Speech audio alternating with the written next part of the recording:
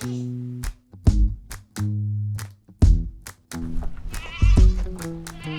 name is Sarah Easton, and I run Grace Heritage Farms in East Central Kansas. Well, first of all, I just like goats, and that sounds crazy, and goats sit somewhere between pet and livestock, and depending on what you do with them, they can be either or both. Any kind of livestock, including goats, are the healthiest if they move around on pasture ground all the time, and that's best for the land and it's best for the livestock. It's kind of like intermittent fasting for the ground. So if you give the ground a break and then reintroduce livestock on it and then give it a break, it grows the most diverse species that in turn helps the livestock. So that's kind of where the need is. So we currently meet that need by physically moving fence to move the goat herd. In order to move portable fence, you have to have either a very specialized kind of fencing or be willing to put up many strands of wire. It's very labor intensive, and we thought there's got to be a better way. So the basic concept is each animal wears a collar. And if you think about like GPS collars for dogs, it's that same idea where you can set a fencing boundary and with GPS coordinates, and you can put that on the livestock, and when they approach the boundary, it will beep, and if they cross the boundary, it will shock.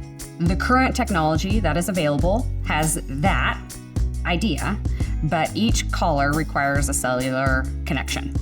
So if you're in a place where there is poor cellular connection, it won't connect. Or if you have hundreds of animals, it's very, very expensive. There are 3 parts. There's the base station that communicates with the rest of the system, and then collars that go on each goat. So those talk back and forth. The system can then tell the collars, this is where you are supposed to be today. Then there's a third component, which we are calling a follow flag. And that is a visual indicator to the livestock of your paddock where you're supposed to be eating today should be somewhere in relation to this visual object. So before ACCEL-KS, this was just an idea. We had applied for federal funding, but didn't have any steps to get there. Just this idea kind of floating. And a general plan of if we had funding, this is where we could be. Then now, with ACCEL-KS, we have a proof of concept collar. The other piece to that, I will say, that I didn't expect out of ACCEL-KS, but has been wonderful, has been the coaching that we've received. I'm not a salesman naturally, I'm a goat farmer. And so to have members of the ACCEL-KS and Innovation Kansas team step in and say, hey, here's how we can do this. Would you like to learn how to do this?